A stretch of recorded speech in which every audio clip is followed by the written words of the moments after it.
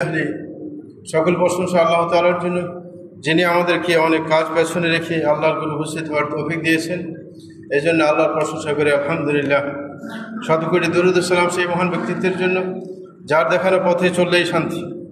প্রিয় ভাইরা আমার, দিন যত এগিয়ে যাচ্ছে ততই পাল্লা দিয়ে সামাজিক অবক্ষয় দেখা দিয়েছে। তার মধ্যে সবচাইতে বেশি অবক্ষয় দেখা দিয়েছে পারিবারিক জীবনে। আমাদের কাছে প্রত্যেক দিন ডজন ডজন মশলা আসে তালাকের মশলা। সুতরাং শরীয়তের পারিবারিক দৃষ্টিকোণ সঠিক না থাকার কারণে এই ঝামেলাগুলো ঘটছে। ইতিপূর্বে আমরা এই সম্পর্কে আলোচনা করেছিলাম। আজকে আমরা শুধুমাত্র রাসূল আকরাম সাল্লাল্লাহু আলাইহি ওয়াসাল্লামের ফ্যামিলিগত জীবনকে তুলে ধরার চেষ্টা করা। শান্তি অনুভব করো, ওয়াজআলা বাইনাকুম মাওয়াদ্দাতান ওয়া রাহমা, এবং আল্লাহ জাল্লা শানহু তোমাদের মাঝে ভালোবাসা এবং রহমত আপনার সঞ্চার করে থাকেন। ইন্না ফি যালিকা লাআয়াতিন লিকাওমিন ইয়াতাফাক্কারুন।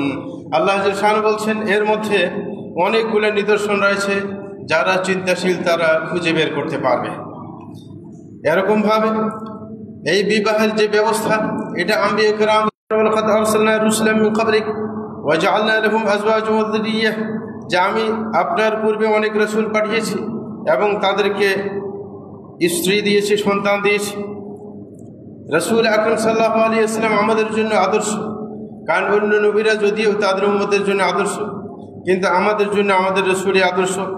ফ্যামিলিগত জীবনে যার মূল চেতনাই ছিল পারস্পরিক সম্মানবোধ, একে অপরকে সম্মানিত করা এবং ভালো আচরণ করা একে অপরের প্রতি। এই কারণে রাসূল আকরাম সাল্লাল্লাহু আলাইহি ওয়াসাল্লাম এটাকে নিয়ে গর্ব করেছেন। তিনি বলেছেন, খায়রুকুম খায়রুকুম লিআহলি, যে তোমাদের মধ্যে সর্বোত্তম ব্যক্তি যে তার স্ত্রীর কাছে উত্তম, এবং ওয়ানা খায়রুকুম লিআহলি, আর আমি তোমাদের মধ্যে সর্বোত্তম আমার ফ্যামিলির কাছে। সুতরাং একজন বুকে হাত দিয়ে বলতে পারে আমি আমার স্ত্রীর কাছে সর্বোত্তম, সেটা যখন খাঁটি মানুষ হয়, না হলে কিন্তু বলা মুশকিল। অনেকে বাইরে দেখতে অনেক ভদ্র, সভ্য, অনেক কিছু দেখা যায়, কিন্তু ঘরে গেলে সিংহ পুরুষ হয়ে যায়, তখন নির্যাতন করা শুরু করে নিজের স্ত্রীর উপর, সন্তানের উপর। এই জন্য ব্যাপারটা খুবই সঙ্গীন। হযরত আলী রাদিয়াল্লাহু তাআলা রাসূল আকরাম সাল্লাল্লাহু আলাইহি ওয়াসাল্লামের এই ব্যাপারে বর্ণনা দিতে গিয়ে বলেন, কানা আওসাআন নাস সাদরা ওয়া আসদাকান নাস লাহজাতান ওয়া আলিয়ানহুম আরিকা ওয়া আকরামহুম ইশরা। তিনি বলছেন রাসূল আকরাম সাল্লাল্লাহু আলাইহি ওয়াসাল্লাম ছিলেন প্রশস্ত বক্ষের অধিকারী, এবং ওয়া আসদাকান নাস লাহজা, তিনি সত্যবাদী ছিলেন, ওয়া আলিয়ানহুম আরিকা, এবং মন নরম ওলা মানুষ ছিলেন, ওয়া আকরামহুম ইশরা, এবং তার সাথে মিললে সম্মান বোধ করা যেত। অনেকের কাছে আসলে তার সাথে মিশলে সম্মান বোধ হয় না, নিজকে লাঞ্ছিত মনে হয়, কিন্তু অনেকের কাছে গেলে সম্মানিত হয় নিজকে। যদিও সাধারণ লোক হয়, সে যখন সম্মান প্রদর্শন করে নিজকে সম্মানিত মনে হয়। রাসূল আকরাম সাল্লাল্লাহু আলাইহি ওয়াসাল্লামের পারিবারিক জীবনের কথা আলোচনা করতে গেলে সর্বপ্রথম তার স্ত্রীদের সংখ্যা জানা দরকার। রাসূল আকরাম সাল্লাল্লাহু আলাইহি ওয়াসাল্লামের স্ত্রী 13 জন ছিলেন, তার মধ্যে 2 জনকে তালাক দিয়ে দিয়েছেন বিবাহের রাত্রিতেই, বাসর ঘরেই। আর মাত্র 11 জন ছিল। 11 জনের মধ্যে 2 জন রাসূল আকরাম সাল্লাল্লাহু আলাইহি ওয়াসাল্লামের জীবদ্দশায় মৃত্যুবরণ করেন। তার মধ্যে একজন হচ্ছে হযরত খাদিজা রাদিয়াল্লাহু তাআলা আনহা, দ্বিতীয় জন হচ্ছে হযরত যায়েনব বিনতে খুজাইমা। এই 2 জন তার জীবদ্দশায় মৃত্যুবরণ করে। আর বাকি আছে 9 জন। ধারাবাহিকভাবে আমি বলছি। হযরত আনাস রাদিয়াল্লাহু তাআলা বলেন, আনান নবী সাল্লাল্লাহু আলাইহি ওয়াসাল্লাম কানা ইয়াতুফু আলা নিসাই ফি লাইলাতিন ওয়াহিদা, যে রাসূল আকরাম সাল্লাল্লাহু আলাইহি ওয়াসাল্লামের অভ্যাস ছিল যে প্রত্যেক রাত্রিতে একজন স্ত্রীর কাছে থাকতেন। কিন্তু যখন একদিন থাকতে থাকতে যখন শেষ হয়ে যেত সময়, এক রাত্র এমনভাবে নির্ধারণ করতেন যে প্রত্যেকের কাছে যেতেন একই রাত্রিতে। হযরত আনাস বলছেন, ওয়ালাহু তিসউন নিসওয়া, এবং তার 9 জন স্ত্রী ছিল মৃত্যুর সময়ও। এই সবার কাছে একসাথে একই রাত্রিতে উনি যেতেন যখন রাত ভাগ হিসেবে শেষ হয়ে যেত। এবং তিনি বলেছেন যে রাসূল আকরাম সাল্লাল্লাহু আলাইহি ওয়াসাল্লামের 11 জন স্ত্রী ছিল ধারাবাহিকভাবে: হযরত খাদিজা, হযরত সৌদা, হযরত আয়েশা, হযরত হাফসা, হযরত যায়েনব বিনতে খুজাইমা, উম্মে সালামা, যায়েনব বিনতে জাহাশ, উম্মে হাবিবা, জুওয়াইরিয়া, মাইমুনা, সফিয়া। এরা ছিলেন রাসূল আকরাম সাল্লাল্লাহু আলাইহি ওয়াসাল্লামের স্ত্রী। রাসূল আকরাম সাল্লাল্লাহু আলাইহি ওয়াসাল্লাম পারিবারিক জীবন আমাদের জন্য আদর্শ। তিনি পারিবারিক জীবন যখন চালাতেন তার মধ্যে কৌশল ছিল, প্রজ্ঞা নিয়ে আপনার নিজের পারিবারিক জীবন পরিচালনা করতেন। পারস্পরিক ভালোবাসা ছিল, নিজেদের মানসিক অবস্থা অন্যের কাছে বলতেন এবং তাদের অবস্থাও তিনি বোঝার চেষ্টা করতেন। এবং তারা অপরাধ করলে সেটা ধৈর্য ধরে আপনার সহ্য করার চেষ্টা করতেন এবং তাদের বাড়ির কাজে সহযোগিতা করতেন এবং বিশেষ বিশেষ বিষয়ে স্ত্রীদের সাথে পরামর্শও করতেন এবং তাদের যে কোনো ভুল হলে সুন্দরভাবে উন্নত পন্থায় তিনি এটা সমাধান করার চেষ্টা করতেন। এটা হচ্ছে মৌলিক কথা। এখন আমরা পয়েন্ট দিয়ে বলার চেষ্টা করব রাসূল আকরাম সাল্লাল্লাহু আলাইহি ওয়াসাল্লামের পারিবারিক জীবনের কথা। সর্বপ্রথম রাসূল আকরাম সাল্লাল্লাহু আলাইহি ওয়াসাল্লাম মাঝে মাঝে ফ্যামিলিগত বৈঠক করতেন, স্ত্রীদের সাথে বসতেন। আমরা তো সময়ই পাই না, হ্যাঁ। এবং মাঝে মাঝে যেই কোনো ব্যাপার ওনার জীবনে ঘটতো সেটা স্ত্রীদেরকে জানাতেন। অনেকে মনে করে আমি অনেক ঝামেলায় পড়ি, যদি স্ত্রীকে জানে স্ত্রী আপনার মন খারাপ করবে। না, এটা না।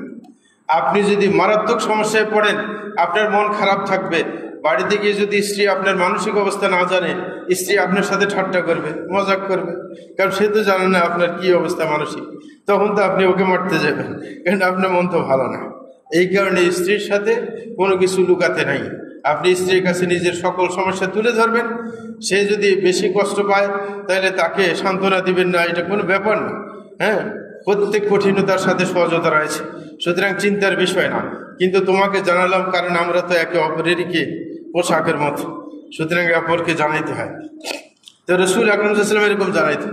যেমন তার প্রথম ঘটনা, রাসূল আকরাম সাল্লাল্লাহু আলাইহি ওয়াসাল্লাম হযরত খাদিজার কাছে তার সেই গারে সৌরের মধ্যে যখন আপনার গারে হেরার মধ্যে যখন তিনি অবস্থান করেছিলেন, তাকে যখন তার উপর যখন ওহী নাজিল হয় সেই পরিস্থিতির কথা রাসূল আকরাম সাল্লাল্লাহু আলাইহি ওয়াসাল্লাম হযরত খাদিজাকে জানিয়েছিলেন।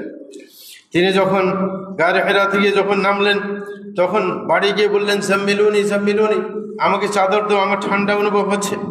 এমনকি তার একটা আশঙ্কার অনুভব ছিল, আশঙ্কা অনুভব করছিলেন যে আমি কোনো অসুস্থ হয়ে পড়ি, আমি কোনো এরকম মরে যাই কিনা।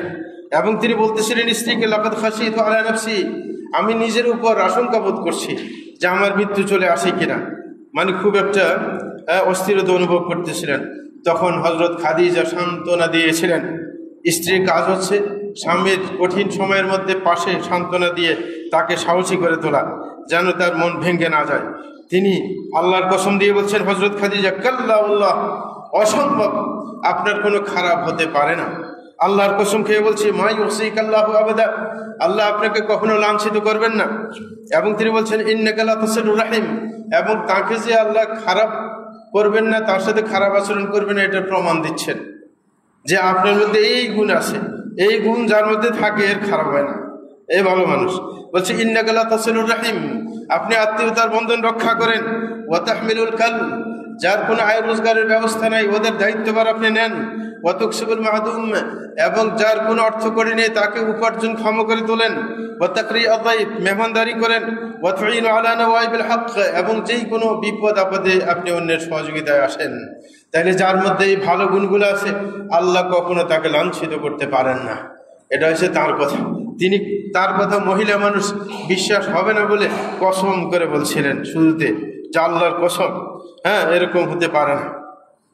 তাইলে এখানে তার বুদ্ধিমত্তার পরিচয় মিলল এবং তিনি এটাকে শক্তিশালী করার জন্য কসম খেয়েছেন এবং এমন কিছু প্রমাণ তুলে ধরেছেন যে রাসূল সান্ত্বনা অনুভব করবে, ঠিকই আছে যে আমি তো ভালো, সুতরাং আমার সাথে আল্লাহ খারাপ আচরণ করবেন না। এবং প্রত্যেকটা স্ত্রীর দায়িত্ব যে সে তার স্বামীকে তার বিপদের সময় তার পাশে দাঁড়ানো, তাকে সান্ত্বনা দেওয়া। এমনকি তারপরও শেষ করলেন না। হযরত খাদিজা সান্ত্বনা দেওয়ার পরও চিন্তা করলেন যে এইখানেই শেষ হবে না, উনি ভয় বেশি পেয়েছেন, এই কারণে আরও কারোর কাছে নিয়ে যেতে হবে। তখন তার চাচাতো ভাই ওয়ারাকা বিন নওফাল, যিনি তাওরাত এবং ইনজিলের হাফেজ ছিলেন, তার কাছে নিয়ে গেছেন এবং তার কাছে ঘটনা বলার পর সে বলছিল যে আপনার কাছে জিবরিল এসেছেন, যিনি মুসা আলাইহিস সালামের কাছে এসেছিলেন। তারপরে রাসূল আকরাম সাল্লাল্লাহু আলাইহি ওয়াসাল্লাম সান্ত্বনা অনুভব করে, ব্যাখ্যা শুনে। তাই এই যে বিরাট একটা কাজ, যে সান্ত্বনা দেওয়া, চরম পর্যায়ে সান্ত্বনা রাসূল পেয়েছেন তার কর্মকাণ্ডে। যখন ওয়ারাকার কাছে নিয়ে গেছিলেন ব্যাখ্যা মিলে গেছে। দ্বিতীয় নম্বর, রাসূল আকরাম সাল্লাল্লাহু আলাইহি ওয়াসাল্লাম স্ত্রীদেরকে ভালোবাসলে অবশ্যই প্রকাশ্যে সেটা স্বীকার করতেন। অনেকে স্ত্রীকে ভালোবাসে কিন্তু প্রকাশ্যে সেটা বলতে চায় না। তাইলে আপনি স্ত্রী কিভাবে বুঝবে যে আপনি তাকে ভালোবাসেন? হ্যাঁ, আপনি প্রেম করতে গেলে বারবার উচ্চারণ করা লাগে যে আমি তোমায় ভালোবাসি, কিন্তু যখন স্ত্রী হয় তাকে বলার আপনার প্রয়োজন অনুভব করেন না। না, মাঝে মাঝে বলতে হবে। হযরত আমর ইবনে আস রাদিয়াল্লাহু আনহু থেকে বর্ণিত, তিনি বলেন যে আমি রাসূল আকরাম সাল্লাল্লাহু আলাইহি ওয়াসাল্লামকে বললাম, আইয়ুন নাসি আহাব্বু ইলাইক, যে আপনার কাছে সবচেয়ে প্রিয় ব্যক্তিকে? তিনি বললেন আয়েশা। আয়েশা হচ্ছে আমার কাছে সবচেয়ে প্রিয়। আমি বললাম মিনার রিজালি, পুরুষদের মধ্যে সবচাইতে ভালোবাসার পাত্রকে? তিনি বললেন আবুহা, হযরত আয়েশার পিতা মানে আবু বকর রাদিয়াল্লাহু তাআলা আনহু। তারপর আমি বললাম কুলতু সুম্মা মান, তারপরে আপনি কাকে বেশি ভালোবাসেন? বললেন সুম্মা উমর ইবনুল খাত্তাব রাদিয়াল্লাহু আনহু, তারপর আমি হযরত উমরকে সবচাইতে বেশি ভালোবাসি। এবং তার যে ভালোবাসা সেটা তিনি প্রকাশ করতে দ্বিধা করেন নাই, নাকি কাকে তিনি ভালোবাসেন সবই বলে দিলেন। হযরত আপনার আয়েশাকে ভালোবাসেন এটা বলার পরেও হযরত আয়েশার সামনে তিনি যে হযরত খাদিজাকে আরো বেশি ভালোবাসেন সেটাও বলতে তিনি দ্বিধা করেন নাই। তিনি একসময় হযরত আয়েশা নিজে বলতেছিলেন যে মাগরিতু আলা নিসাইন নবী সাল্লাল্লাহু আলাইহি আলা খাদিজা ওয়া ইন্নী লাম উদরিকহা, বলে আমার রাসূল আকরাম সাল্লাল্লাহু আলাইহি ওয়াসাল্লাম কোনো স্ত্রীর ব্যাপারে এত আত্মসম্মানবোধ অনুভব করিনি যেটা হযরত খাদিজার ব্যাপারে করছিলাম, অথচ আমি তার সাক্ষাৎ পাইনি। মানে হযরত খাদিজার কথা শুনলে আত্মসম্মান বোধ জেগে উঠত যে আমি তার চাইতে সুন্দরী এবং আমার বয়স কম, সে বুড়ি ছিল, এই আর কি। হ্যাঁ, তখন হযরত আয়েশা নিজেই বলছেন ওয়া কানা রাসূলুল্লাহ সাল্লাল্লাহু আলাইহি ওয়াসাল্লাম ইযা যাবাহা শাতা ফায়াকুলু আরসিলু বিহা ইলা আসদিকায়ে খাদিজা, রাসূল আকরাম সাল্লাল্লাহু আলাইহি ওয়াসাল্লাম মাঝে মাঝে ছাগল জবাই করে এটাকে টুকরা টুকরা করে আপনার পোটলা বেঁধে তারপরে সাহাবা কেরামকে বলতেন যে খাদিজার বান্ধবীদের কাছে দিয়ে আসো। এটা হচ্ছে কেউ মরে গেলে তার সাথে ভালোবাসার আচরণ, যে তার বন্ধু বান্ধবের খবর নেবেন। আপনার মা মারা গেছে, আপনার মায়ের বান্ধবী কারা খবর নেবেন, আশেপাশে আপনার বোনদেরকে জিজ্ঞাসা করবেন, চাষিদেরকে জিজ্ঞাসা করবেন, ওরা জানে যে কাকে আপনার মা বেশি ভালোবাসত, ওর কাছে হাদিয়ে পাঠাবেন। আপনার বাপ মরে গেলে বাপের বন্ধু কারা ছিল আপনি হয়তো বা জানেন অথবা নাও জানতে পারেন, খবর নিয়ে তাদের কাছে মাঝে মাঝে হাদিয়ে পাঠাবেন। এটা হচ্ছে নিয়ম। হযরত আয়েশা বলতেছেন, বলে যে হঠাৎ করে ফাগাদাবতুহু ইয়াউমা, আমি এমন কিছু বললাম যে রাসূল ইসলাম একদিন খুব রেগে গেলেন। মানে এই যে খাদিজার কাছে বান্ধবীদের কাছে সব পাঠাইত, বলে আমি বললাম খাদিজা, যে বারবার খাদিজার কথা আমার সামনে উচ্চারণ করেন। ওই তখন মানে যে আমি আরো সুন্দরী, আমি আরো কি অল্প বয়সের, তারপরও খাদিজা বুড়ির কথা চিন্তা করতে হয়। তখন রাসূল পরিষ্কারভাবে তার সামনে জানিয়ে দিলেন ইন্নী ক্বাদ রুজিকতু হুব্বাহা, যে আমি তাকে অত্যধিক ভালোবাসি। আল্লাহ জাল্লাহু তার ভালোবাসাকে আমার অন্তরের ভিতরে ঢুকিয়ে দিয়েছেন। হ্যাঁ, সুতরাং কারোর ভালোবাসার কথা বলতে তিনি দ্বিধাবোধ করতেন না। তৃতীয় নম্বর যে রাসূল আকরাম সাল্লাল্লাহু আলাইহি ওয়াসাল্লামের পারিবারিক জীবনের আদর্শ, যে তিনি স্ত্রীদের মানসিক অবস্থা বোঝার চেষ্টা করতেন। অনেকে আছে স্ত্রী খুবই অসুস্থতা বোধ করছেন, তার মানসিক অবস্থা ভালো না, তারপরে তার সাথে চাপাচাপি করতেছেন, শেষ পর্যন্ত আপনার অনেক সময় তালাকের ঘটনা ঘটে।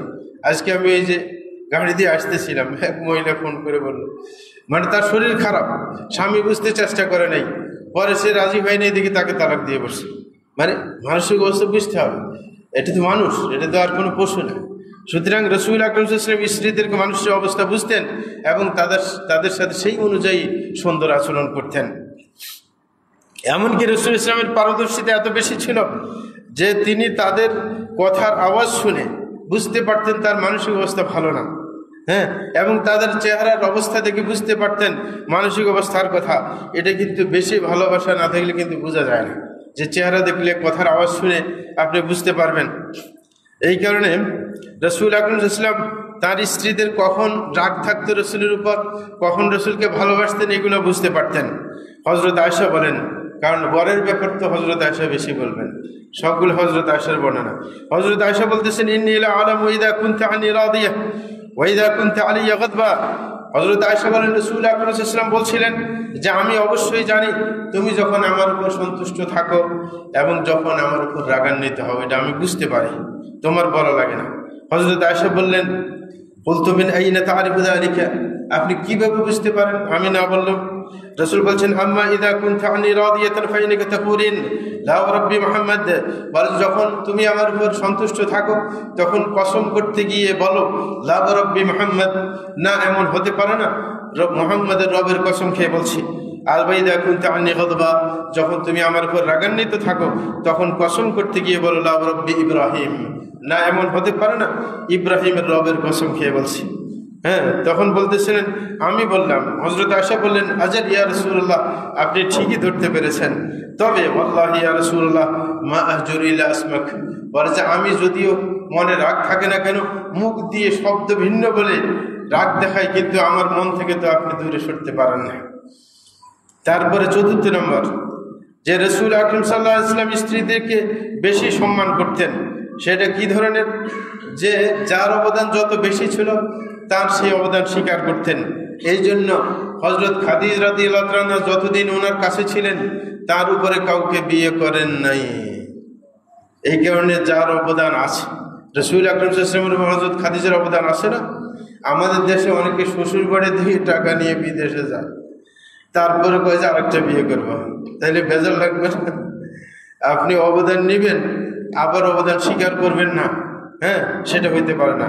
হযরত খাদিজার যখন অবদান রাসূলের উপর আছে সেটা ওইভাবে স্বীকার করছিলেন, উনি থাকতে কাউকে বিয়ে করেন নাই যেন ওনার কষ্ট না হয়। এবং বলছেন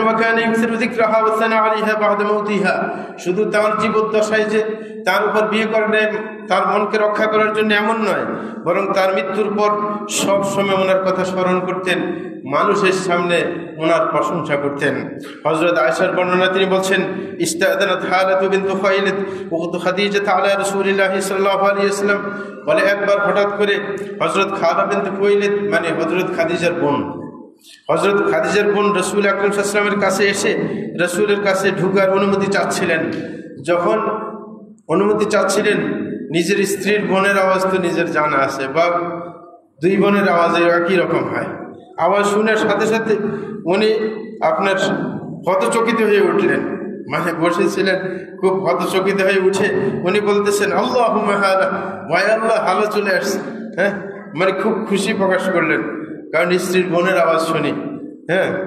যে তারপরে বললেন, বলতো ফাগিরতু, বলছে এই কথা শুনি আমি আমার মধ্যে আত্মসম্মান বেড়ে গেল, যে কোথায় একবার খাদিজার কথা বলে আবার এর বোন আসছে, তাও খুব খুশি উনি, হ্যাঁ, খুশি প্রকাশ করছেন। বলছে ফাকুলতু মা তাযকুরু মিন আজুজ মিন আজাইজ কুরাইশ আমরা আসফাইনি হালাকাত ফিদ দাহর, আমি বললাম যে আপনি কুরাইশ বংশের এক বুড়ি মহিলার কথা বারবার কেন স্মরণ করেন, হ্যাঁ, যে বারবার স্মরণ করেন। আমরা আসফাইন, যদিও সে লালগোরা ছিল কিন্তু হালাকাত ফিদ দাহর, সে তো অনেকদিন আগে মরে গেছে, সে এই বুড়ির কথা কেন এত বারবার স্মরণ করতে হয়? হযরত আয়েশার আত্মসম্মান জেগে ওঠার কারণে বলছিলেন, এবং তিনি বলছেন, কাদ আবদালাকাল্লাহু খায়রাম মিনহা, আল্লাহ জাল্লা শানহু হযরত খাদিজা থেকে আপনাকে উত্তম স্ত্রীর ব্যবস্থা করে দিয়েছেন, তারপরেও কেন খাদিজার কথা বারবার উচ্চারণ করেন? তখন রাসূল সাথে সাথে বললেন, মা আবদালানি আল্লাহু খায়রাম মিনহা, যে খাদিজার চাইতে উত্তম স্ত্রী আমার জীবনে মিলে নাই।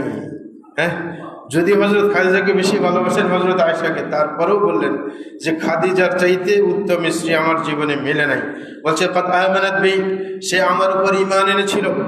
ইদ কাফারা বি আন-নাস, যখন মানুষরা আমার সাথে কুফরি করেছে তিনি সর্বপ্রথম ঈমান এনেছিল আমার উপর। ওয়াসাদ্দাকানি ইদ কাদ্দাবানি আন-নাস, আমাকে সত্যবাদী বলে আখ্যায়িত করেছেন যখন মানুষকে আমাকে মিথ্যাবাদী বলেছিলেন।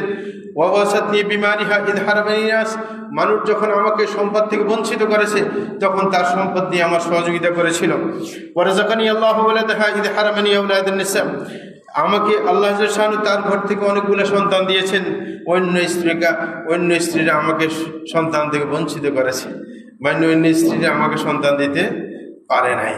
তাইলে তিনি পরিষ্কার তার গুণাবলী বলে দিলেন হযরত আয়েশার সামনে, যদিও তখন সে রাগান্বিত ছিল, আত্মসম্মান বোধ জেগে উঠছে, কিন্তু সত্য কথা বলতে উনি দেরি করেন নাই। তাইলে আপনার যার অবদান আছে তার অবদান যে কোনো পরিস্থিতি স্বীকার করে যেতে হবে, স্বীকার করতেই হবে।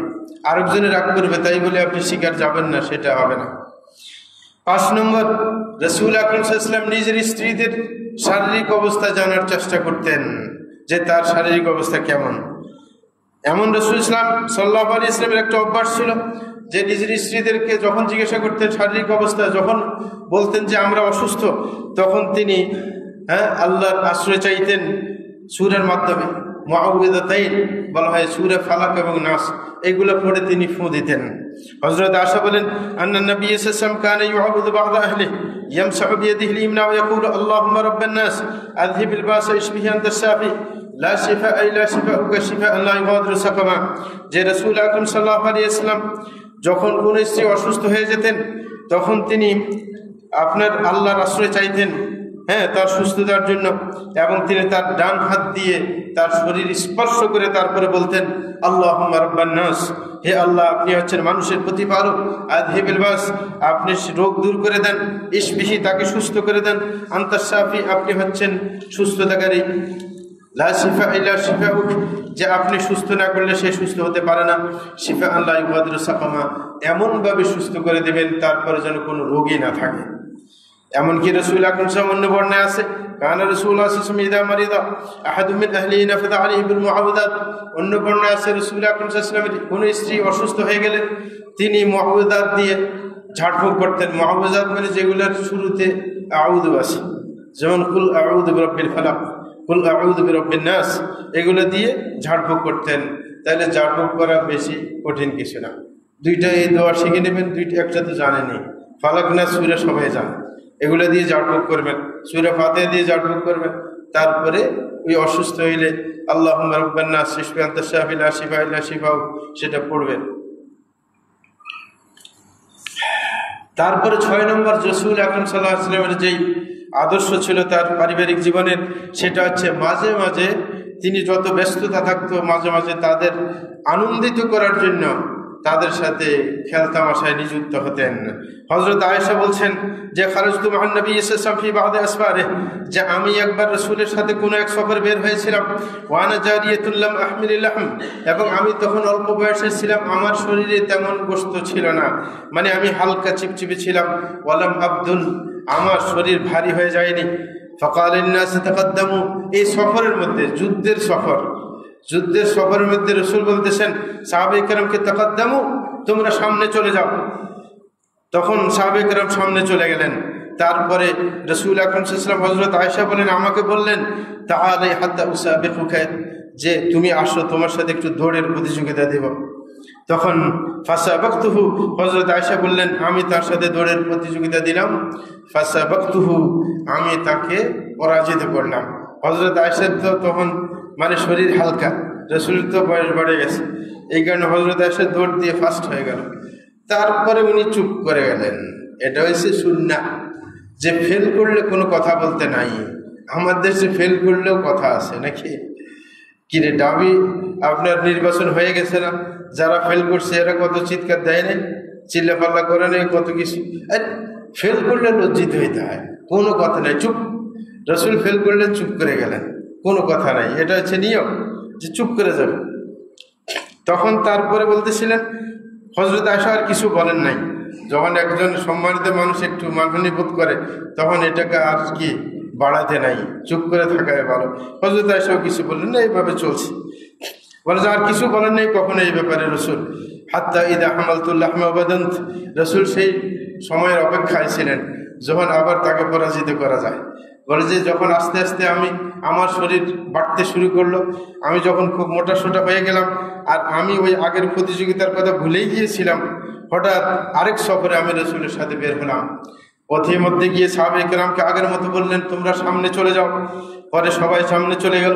তারপরে রাসূল আমাকে বললেন তাআলা ইউসাবিকুকি, যে আসো আবার দৌড়ের প্রতিযোগিতা দেব। তখন রাসূলের সাথে দৌড় দিলেন, রাসূল পাশ করে গেলেন, কারণ সে তো এখন শরীর ভারী হয়ে গেছে, এই কারণে পারে না।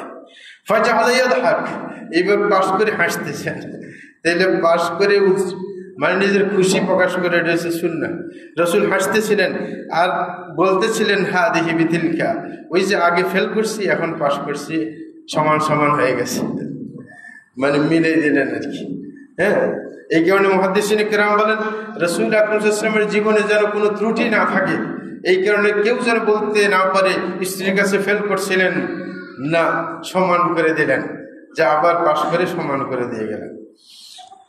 তাইলে রাসূলের এই যুদ্ধের সময়ে পিছনে দৌড় দেওয়ার কি মানে?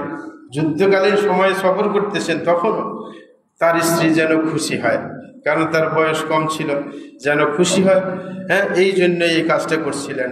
তাইলে নিজের স্ত্রী খুশির জন্য মাঝে মাঝে দৌড় না দিতে পারলে আরও অনেক ধরনের খেলা আছে না, হ্যাঁ, যেগুলো শরীর সম্মত, সেগুলো করা যেতে পারে, কোনো অসুবিধা নেই। এখন কত জাতের খেলা আছে, নতুন নতুন আবিষ্কার হয়। 7 নম্বর যেটা, সেটা হচ্ছে রাসূল আকরাম সাল্লাল্লাহু আলাইহি ওয়াসাল্লাম স্ত্রীদের সামনে দাপট দেখাতেন না। এমনি উনি সাইয়্যিদুল মুরসালিন, কিন্তু নিজের স্ত্রীর কাছে নম্রভাবে থাকতেন এবং তাদের সাথে নম্র আচরণ করতেন। হযরত আয়েশা রাদিয়াল্লাহু, হযরত আনাস রাদিয়াল্লাহু আনহু থেকে বর্ণিত, তিনি বলেন, লাম্মা রাজাআ সাল্লাল্লাহু আলাইহি ওয়াসাল্লাম মিন গাজওয়াতি খায়বার, যখন রাসূল আকরাম সাল্লাল্লাহু আলাইহি ওয়াসাল্লাম খায়বার যুদ্ধ থেকে ফিরে আসলেন, ওয়ার প্রতিমধ্যে ওয়াতাযাওয়াজা সফিয়া বিনত হুয়াই, তিনি হুয়াইয়ের মেয়ে সফিয়াকে বিয়ে করলেন। সফিয়াকে কি করলেন? বিয়ে করলেন। করার পরে এটা পথের মধ্যে আর কি বিয়েটা হইল। বলছে রাআইতু রাসূলুল্লাহ সাল্লাল্লাহু আলাইহি ওয়াসাল্লাম ইউহাউইলাহা, আমি দেখলাম রাসূল আকরাম সাল্লাল্লাহু আলাইহি ওয়াসাল্লামকে, যে ওয়ারাআহু বিআবাআ, যে রাসূল আকরাম সাল্লাল্লাহু আলাইহি ওয়াসাল্লাম কি করছিলেন, নিজের যে আবা আছে, এগুলোকে আবা বলে আর কি, এই আবা দিয়ে তিনি এরকম সাইড করে লম্বা করে ধরছিলেন যেন ওকে দেখা না যায়, মানে পর্দা করার জন্য আর কি, হ্যাঁ, এইভাবে করতেছিলেন। সুম্মা ইজলিসু ইনদা বাঈরিহি, তারপরে যখন সে উঠে উঠতে যাবে, মানে নতুন বউ সফিয়া উঠে উঠবেন, উঠে উঠতে গেলে কিন্তু মহিলাদের একটু কষ্ট হয়, হ্যাঁ, যেটুকু হুন্ডে উঠতে গেলে মহিলাদের কষ্ট হয়, একই অবস্থা। তারপরে উঠে যখন উঠতেছিলেন, উঠতে কষ্ট হইতেছে, রাসূল আকরাম সাল্লাল্লাহু আলাইহি ওয়াসাল্লাম একবারে আপনার হাঁটু গেড়ে দিলেন, হাঁটু উপর করলেন। এরকম দেখছিলেন আপনি সৌদি আরবের এক আপনার সৈনিক, হ্যাঁ, সে আপনার আরেকজনকে উঠার জন্য উপরে, এটা ছবিটা কিন্তু ভাইরাল হয়ে গেছে, এরকম হাঁটু গেড়ে বসলেন যেন ওই হাঁটুর উপরে তিনি পা রেখে তার স্ত্রী উঠতে পারে মোটের পিঠে, মানে এরকম সিঁড়ির মতো করে দিলেন। তারপর হযরত সফিয়া তার এই হাঁটুর উপর পা রেখে তারপরে উঠলেন ওটের পিঠে। তাইলে এটা কি সাইয়্যিদুল মুরসালিন, তার সম্মান নষ্ট হয়ে গেছে? না, নিজের ফ্যামিলির প্রতি এরকম দয়া দেখাইতেই পারেন।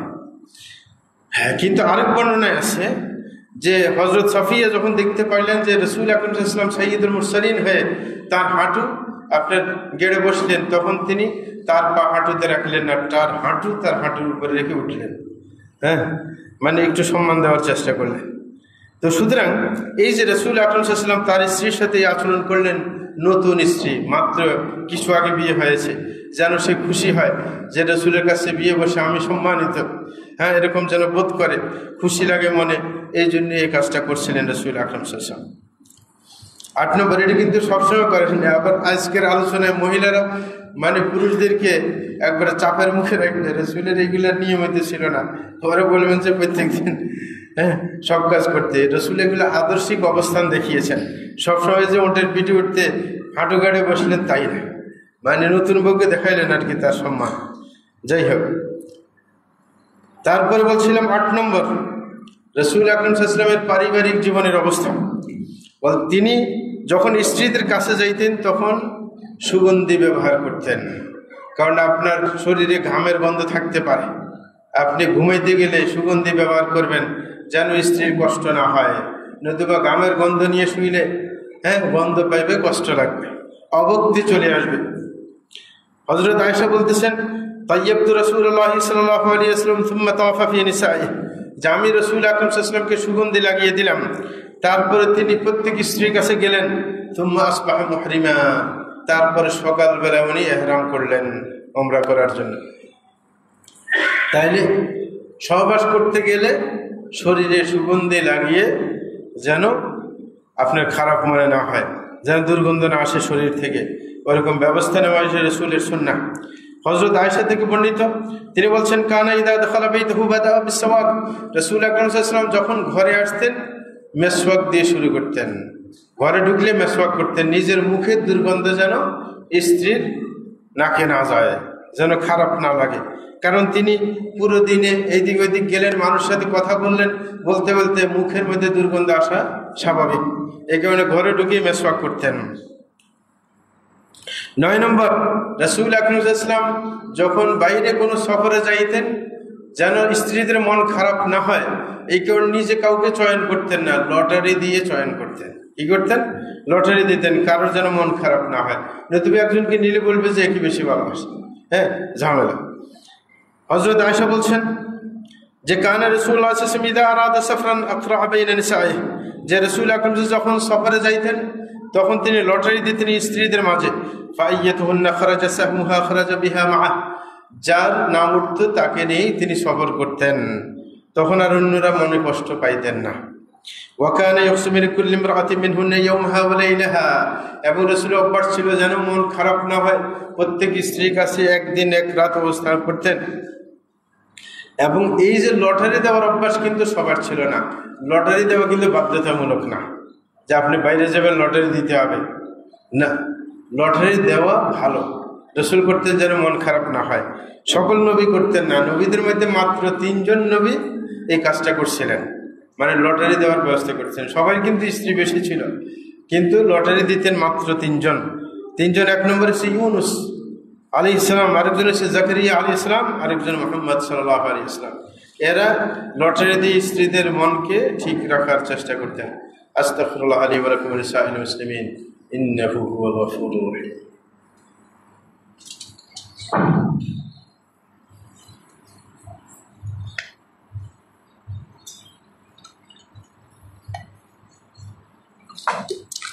আলহামদুলিল্লাহি রাব্বিল আলামিন ওয়া সলাতু ওয়াসসালামু আলা সাইয়্যিদিল মুরসালিন নবিয়িনা মুহাম্মদ ওয়া আলা আলিহি ওয়া সাহবিহি আজমাইন, আম্মা বা'দ।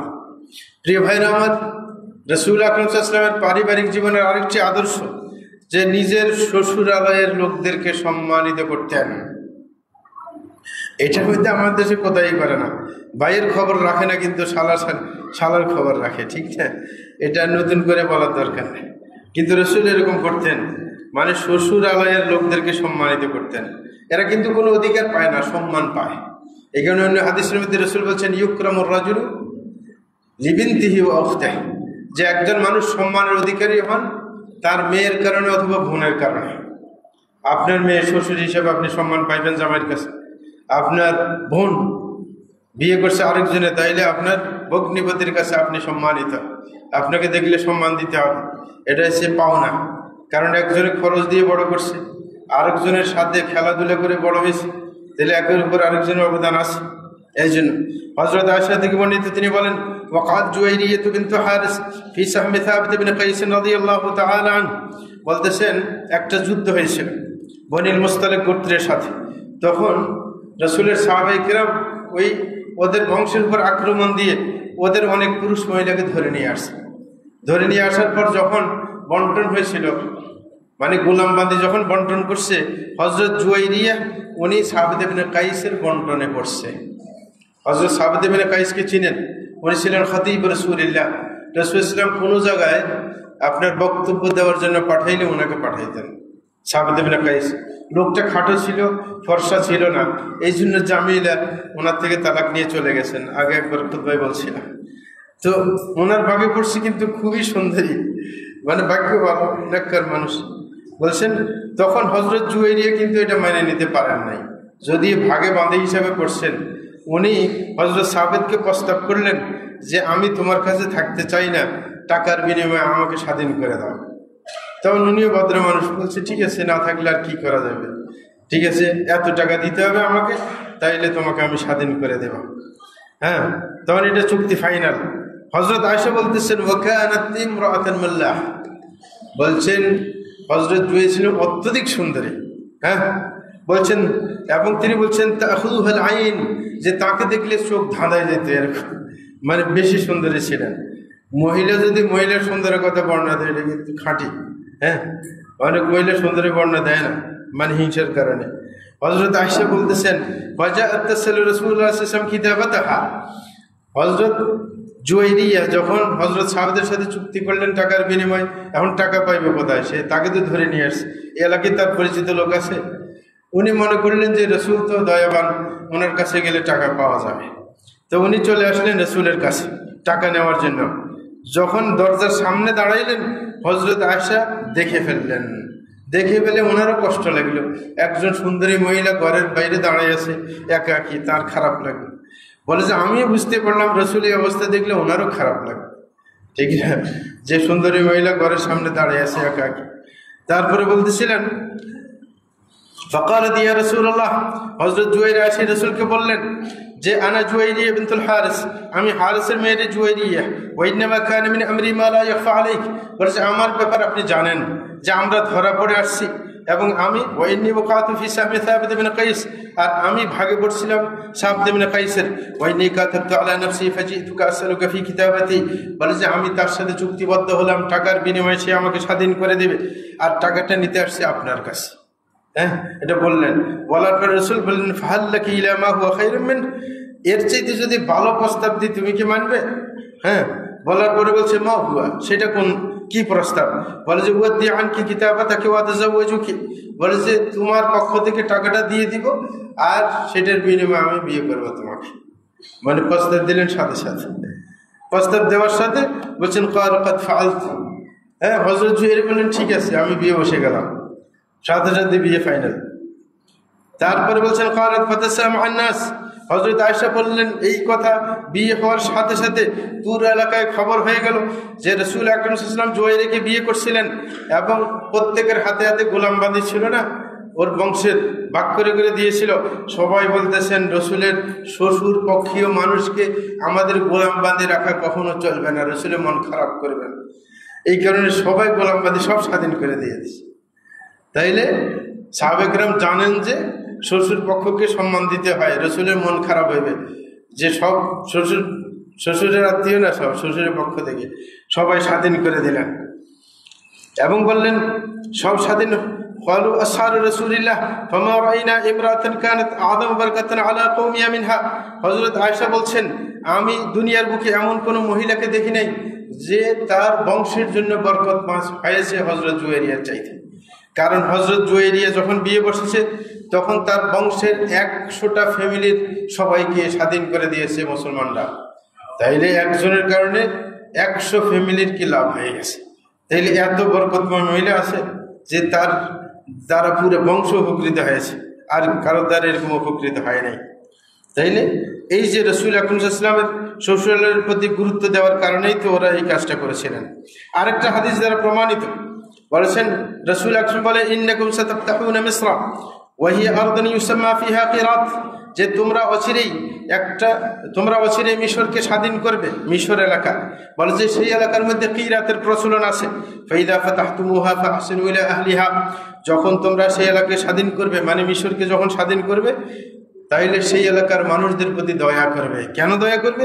ফাইন্না লাহুম যিম্মাতান ওয়া রাহিমা, বলে তাদের সাথে আত্মীয়তার বন্ধন আছে এবং জিম্মা আছে তাদের প্রতি। সেটা কি ধরনের?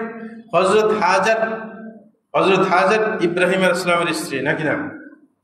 মিশরের পাড় দিয়ে যাচ্ছিলেন, তো ওই যে রাষ্ট্রপতির কাছে ধরে নিয়ে গেছিল, এটা তো জানেন কাহিনী। তো হযরত হাজার ওই এলাকায় ধরা পড়া জেলের মধ্যে ছিল, মানে ওর সাথে খারাপ করতে পারে নাই। যখন সারাকে নিয়ে যাচ্ছিলেন হযরত ইব্রাহিম, তখন সারাকে যখন ধরে নিয়ে গেছে, ওর সাথে খারাপ করতে পারে নাই, তখন মনে করছে এইগুলোর মধ্যে জিন আছে, এত বুঝতে না। পরে এদেরকে ছাড়িয়ে দিছে আর ওটাকেও সাথে দিয়ে দিছে, হযরত হাজারকে সাথে দিয়ে দিছে। তাহলে হযরত হাজারের বাড়ি কোথায়? মিশর। এই কারণে কোথায় ওনার পূর্ব বংশের, ওনার কি পূর্বপুরুষের কি শ্বশুর এলাকার মানুষ, পূর্বপুরুষের শ্বশুর এলাকার মানুষ, এই কারণে তিনি সম্মান দিতে বলছেন। এই কারণে মিশরের লোকদেরকে এখনো আরবরা সম্মান দেয়। আপনার অনেক কোম্পানির কি হিসাব রক্ষক বানায়, কোম্পানির ম্যানেজার বানায়, দেখছে টাকা লুটপাট করে খায়, তারপরে এরা মানে নেয় যে কি ইব্রাহিম ইসলামের শ্বশুর বাড়ির এলাকা, ঠিক না, এলাকার মানুষ, মানে এরকম সম্মান। আরেকটা হচ্ছে জুয়েরিয়া, হ্যাঁ জুয়েরিয়া না, আর হয়েছে মারিয়াকে, হ্যাঁ ওই এলাকার মানুষ, হ্যাঁ এই কারণে। তাইলে আমরা বুঝতে পারলাম রাসূল আকরাম সাল্লাল্লাহু আলাইহি ওয়াসাল্লামের পারিবারিক জীবনের কথা, যে তিনি পারিবারিক জীবনে আদর্শ ছিলেন এবং স্ত্রীদের সাথে ভালোবাসার সম্পর্ক ছিল এবং দয়ার সম্পর্ক ছিল, এবং আপনার এমন আচরণ তাদের সাথে করেছেন যেটা পুরো বিশ্ববাসীর জন্য আপনার আদর্শ হতে পারে। 11 নম্বর, রাসূল আকরাম সাল্লাল্লাহু আলাইহি ওয়াসাল্লামের আদর্শিক দিক ফ্যামিলিগত জীবনে, যে রাসূলের কোনো স্ত্রী কোনো জিনিস চাইলে যদি এটা দেওয়া তার পক্ষে সম্ভব থাকতো দিয়ে দিতেন। এটা হচ্ছে নিয়ম। আপনি স্ত্রী আপনার কাছে কোনো জিনিস চাইছে, যদি আপনার দেওয়া সম্ভব হয় দিবেন, এটা হচ্ছে নিয়ম। কিন্তু আবার উল্টা পাল্টা চাইলে কিন্তু হবে না, শরীয়ত সম্মত হইতে হবে। হযরত জাবের রাদিয়াল্লাহু আনহু থেকে বর্ণিত যে আন্না রাসূলুল্লাহ সাল্লাল্লাহু আলাইহি ওয়াসাল্লাম বলছে, হযরত জাবের বলছেন যে রাসূল আকরাম সাল্লাল্লাহু আলাইহি ওয়াসাল্লাম বিদায় হজের মধ্যে আপনার উমরার কি করতেন, উমরার নিয়ত করে বের হলেন, কারণ ওই সময় তিনি কেরান হজ করছিলেন। হ্যাঁ, তাইলে হজ উমরা দুইটা নিয়ত করে রাসূল আকরাম সাল্লাল্লাহু আলাইহি ওয়াসাল্লাম রওনা করছিলেন। কিন্তু যখন ইয়েতে চলে গেলেন, কোথায়, মিকাতে চলে গেলেন, মিকাতের কাছে, তখন হযরত আয়েশা ঋতুস্রাব হয়ে যায়। হযরত আয়েশা ঋতুস্রাব হওয়ার কারণে তিনি কাঁদতে শুরু করলেন। রাসূল বললেন, কাঁদো কেন? বলে যে আমার ঋতুস্রাব হয়েছে। তখন রাসূল বলছিলেন, ইন্নাল্লাহ কাতাবা আলা বানাতি আদম, বলছেন এটা তো আদম সন্তানের মেয়েদের, এটা আল্লাহ কি নিয়ম করে রাখছেন, সুতরাং কাঁদার কি আছে। তারপরে আপনার নিয়ে চললেন। যখন ফেরত আসতে চাইলেন বিদায় হজ করে, হযরত আয়েশা এবার বায়না ধরলেন যে সবাই উমরা করছে, আমি শুধু হজ করছি, সুতরাং আমারও উমরা করা লাগবে। তখন রাসূল মানে নিলেন, উনি থামে তারপরে ওনার শালা হযরত আব্দুর রহমান বিন আবু বকর তাকে বললেন, তোমার বোনকে নিয়ে চলে যাও, তোমার বোনকে নিয়ে উমরা করো, তাকে উমরা করে নিয়ে আসো। তাইলে আবদারটা রক্ষা করলেন, না করেন না? রক্ষা করলেন। সম্ভব, একটু অপেক্ষা করলে সময় একটু যাইবে, তারপরেও সে খুশি হবে। এবং হযরত জাবের বলেন, ওয়াকান রাসূল সাল্লাল্লাহু আলাইহি ওয়াসাল্লাম রাজুলান সাহলা, হযরত রাসূল সাল্লাল্লাহু আলাইহি ওয়াসাল্লাম ছিলেন একেবারে সহজ প্রকৃতির মানুষ। ইদা হাওয়াতিশ শাইয়াতা আলাইহি, কোন স্ত্রী কোনো কিছু চাইলে তিনি না করতে পারতেন না। এই কারণে তিনি ওর কথা শুনলেন, ওকে উমরা করার সুযোগ দিলেন। কিন্তু একটা কথা মনে রাখবেন, উমরা করতে দিয়েছিলেন হযরত আব্দুর রহমান বিন আবু বকর, কিন্তু উমরা করে নাই, তার বোনের সাথেই ছিল। তার বোনকে নিয়ে গেলেন আয়েশা মসজিদ যেখানে আছে সেই দিকে। এই কারণে ওইখানে নাম দিয়েছে আয়েশা মসজিদ, কারণ এটা কাবা শরীফ থেকে কাছের এলাকা, হারামের বাইরের এলাকা, কাছে এই দিক থেকে। এই কারণে ওই দিক থেকে নিয়ে নিয়ত করে আবার ভিতরে ঢুকলেন। এই কারণে ওইখানে মসজিদে আয়েশা আছে। এখন অনেকে ওইখানে যায় উমরা করার জন্য। আরে এটা হচ্ছে ঋতুবতীদের জন্য। তাহলে আপনার কি ঋতুস্রাব হয়েছে যে আপনি এখানে যা উমরা করবেন? হ্যাঁ, এটা যাদের মহিলা ঋতুস্রাব হয়ে যায় মক্কা ঢুকার সময়, উমরা করতে পারে না, অপেক্ষা করবে আপনার ঋতুস্রাব শেষ হইলে বাইরে গিয়ে আবার নিয়ত করে আসে, ভিতরে গিয়ে উমরা করবে। কিন্তু অনেক পুরুষে করে, বারবার বারবার উমরা করে, মাথার চুল নেয়, তারপরে উপরে বিলেট ছড়ায়। ঠিক না? এরকম অনেক মানুষ আছে। আরব দেশে দেখলে গেলে দেখতেন আর কি, যারা গেছে ওরা দেখছে। 12 নম্বর রাসূল আকরাম সাল্লাল্লাহু আলাইহি ওয়াসাল্লামের পারিবারিক দিক বলছেন, ইউতাইয়িবু খাতিরাহুন্না, রাসূল আকরাম সাল্লাল্লাহু আলাইহি ওয়াসাল্লাম যে স্ত্রীদের মন রক্ষা করার চেষ্টা করতেন। কি মন রক্ষা করার চেষ্টা করা? হযরত আয়েশার বর্ণনা বলেছেন, খরাজনা মা রাসূলুল্লাহ সাল্লাল্লাহু আলাইহি ওয়াসাল্লাম ফি বা'দি আসফারি, যে আমরা রাসূল আকরাম সাল্লাল্লাহু আলাইহি ওয়াসাল্লামের সাথে এক সফরে গেলাম। আত্তা ইযা কুননা বিল বাইদা আও বিদাতুল জাইশ, যখন আমরা বাইদা এলাকা অথবা দাতুল জাইশ এলাকায় পৌঁছালাম, ইন গাতা'ইদুল্লি, বলে যে আমার হার, গলার হার ছুটে গেছে, পড়ে গেছে, হারাই গেছে। কি গলার হার হারাই গেছে। ফাকাম রাসূল সাল্লাল্লাহু আলাইহি ইলতিমাসিহি, আমার বলার সাথে সাথে রাসূল আকরাম সাল্লাল্লাহু আলাইহি ওয়াসাল্লাম এটা অনুসন্ধান করার জন্য সেইখানে মঞ্জিল করে গেলেন। ওয়াকামান নাসু মাআহ, মানুষদেরকে অর্ডার দিলেন যে এখানে একটু অপেক্ষা করো। তার হার খুঁজতে শুরু করলেন। আর কোনো মেজাজি হইলে কি বউকে ধমক দিতে যে হার খবর রাখো না, হ্যাঁ, যে ছিঁড়ে যায় কিভাবে, ঠিক না? উনি বলার সাথে সাথে বললেন, ঠিক আছে, আমরা এটা অনুসন্ধান করে বাইর করবো, হারটা কোথায়। কিন্তু ঘটনা হইল, মঞ্জিল করার নিয়ম ছিল যে এলাকায় পানি থাকে, পানির কাছে মঞ্জিল করে। কেন করে? ওই যে উটকে পানি খাওয়াইতে পারবে, নিজেরও পানি সংগ্রহ করতে পারবে, এই জন্য। কিন্তু এই জায়গায় যে থামছে, এই জায়গায় কোনো পানি নাই, মানে আশেপাশে কোথাও পানি নাই, এবং সাহাবাদের সাথেও কোনো পানি ছিল না। তখন অনেকক্ষণ থেকে কিন্তু হার খোঁজাখুঁজি করতেছে, পায় নাই। ইতিমধ্যে তো সবাই পেরেশান হয়ে গেছে, পানি নাই আশেপাশে, ওট ঘোড়াকে পানি খাওয়াইবে কোথায় থেকে? তখন সবাই গিয়ে নালিশ করলেন কার কাছে? আবু বকরের কাছে। কারণ মেয়ের কিছু হইলে মেয়ের বাপের কাছে নালিশ দেয়, ঠিক না? তখন সবাই রসুলকে তো আর বলতে পারে না। হ্যাঁ, আবু বকরের কাছে নালিশ দিল, বললো, আল্লাহ তাআলা মা সানাআত আয়েশা, আপনি কি দেখেন না যে আয়েশা কি কাণ্ডটা করলো?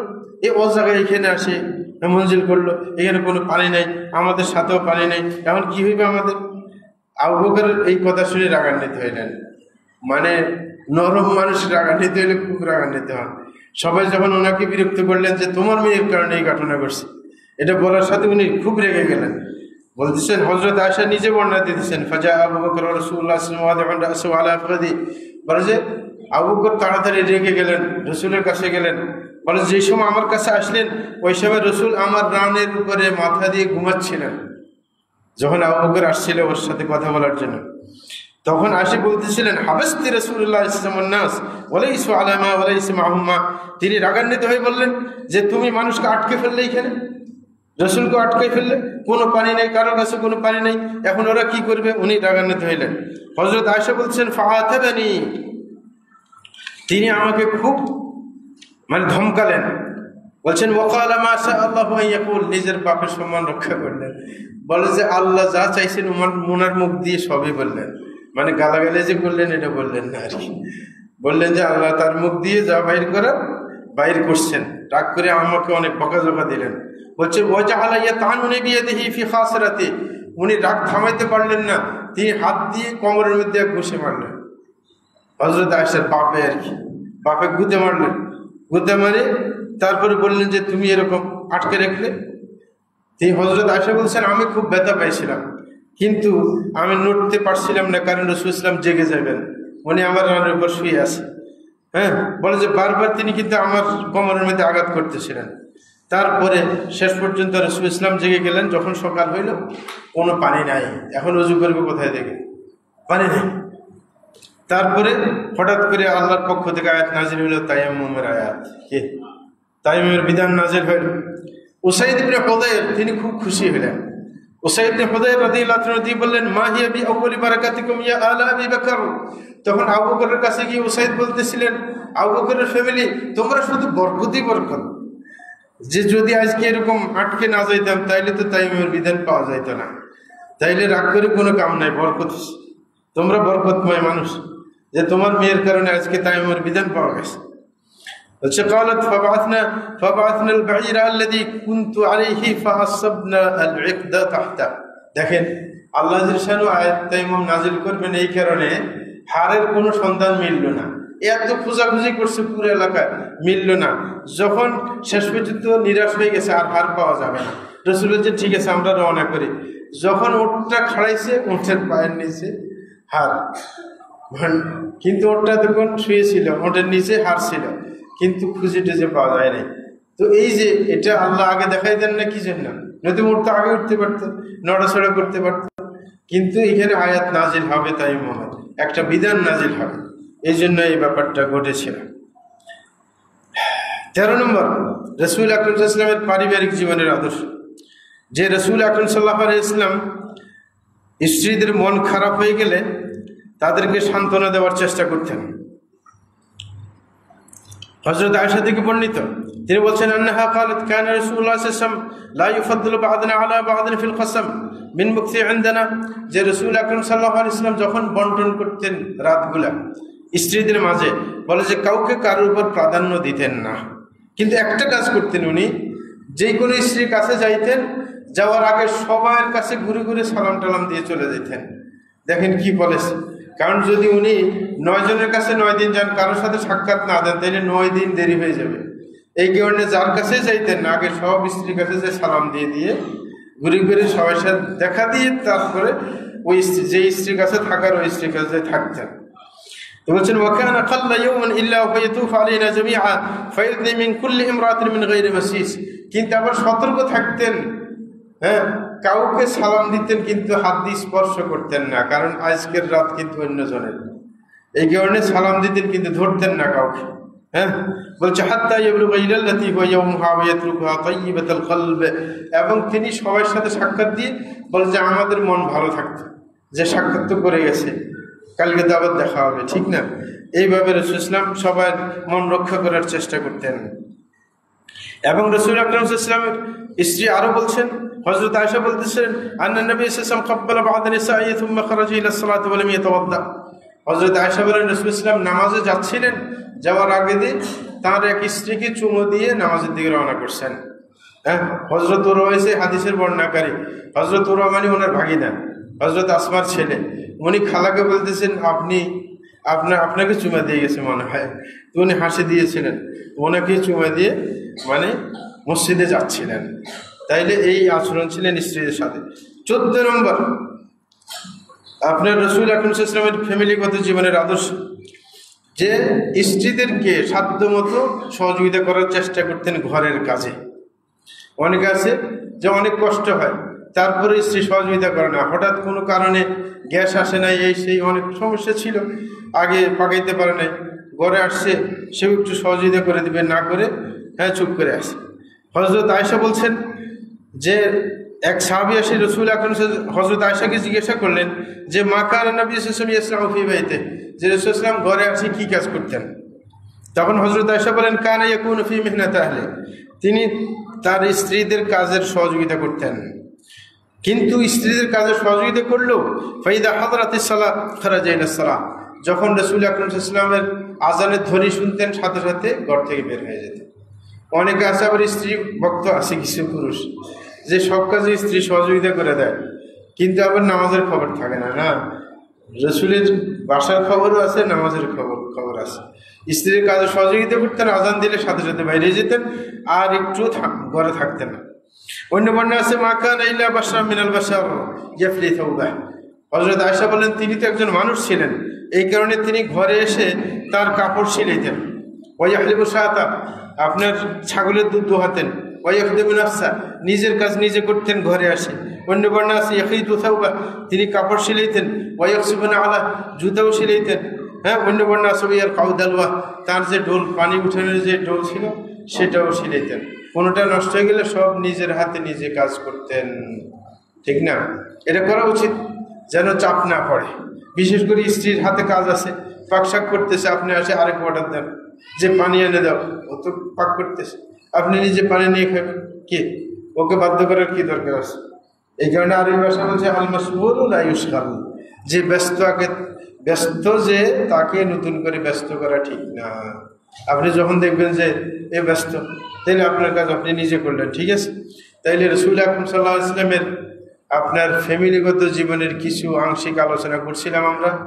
আল্লাহর কাছে দোয়া করছি আল্লাহ যেন আমাদেরকে সেইভাবে চলার তৌফিক দান করেন। এবং মহিলাদেরকে বলবো যে চাপাচাপি না, এগুলো শোনার পর আবার পুরুষের উপর চাপ আসবে যে রাসূল এরকম করছে, তুমি এরকম করো কেন? যখন দেওয়ার দরকার নেই, বরং শুধু স্মরণ করিয়ে দেওয়া যে রাসূল স্ত্রীর সাথে এমন আচরণ করছে, আপনি তো এরকম করতে পারেন, আপনি তো রাসূলের উম্মত নাকি না? মানে স্মরণ করিয়ে দেওয়া আর কি। এটা নিয়ে আবার ঝগড়াঝাটি করলে আবার পুরুষরা বললে হুজুর ঝগড়া লাগাই দিয়ে গেছে নাকি, এতে আরেক ঝামেলা লেগে যাবে। এই কারণে প্রত্যেকে একে অপরের প্রতি আমরা সহানুভূতিশীল থাকবো, কখনো অন্যের সাথে দুরাচার করবো না, মানসিক অবস্থা রক্ষা করে চলবে ইনশাআল্লাহ। আল্লাহ ফাসাল্লু ওয়াসাল্লিম আলা নবিয়িল মুস্তাফা ওয়াল হাবিবিল মুস্তাফা মুহাম্মদ ইবনে আব্দুল্লাহ খায়রুল খালাইক ওয়া সাইয়্যিদুল আউয়ালিন ওয়াল আখিরিন। আল্লাহুম্মা সাল্লি ওয়া সাল্লিম ওয়া বারিক আলাইহি ওয়া রাদিয়াল্লাহু আনিল খুলাফায়ে রাশিদিন ওয়া সাহাবাতি আজমাইন ওয়া আনিত তাবিঈন ওয়া তাবিঈন বিইহসান ইলা ইয়াউমিদ্দিন ওয়া আন্না মা'আহুম বিমান্নিকা ওয়া কারমিকা ওয়া ইহসানিকা ইয়া আরহামার রাহিমিন। আল্লাহুম্মা আ'ইzzil ইসলাম ওয়াল মুসলিমিন ওয়া আদিল্ল আশ-শিরক ওয়াল মুশরিকিন ودمر أعداءك أعداء الدين وانصر عبادك الموحدين واحمي حوزة الدين واجعل هذا البلد آمنا مطمئنا وسائر بلاد المسلمين. اللهم وفق إمامنا وولاة أمورنا لكل ما تحب وترضى وخذ بنواسيهم إلى كل خير وهدى. اللهم أصلح قلوب ونياتهم يا رب العرش العظيم.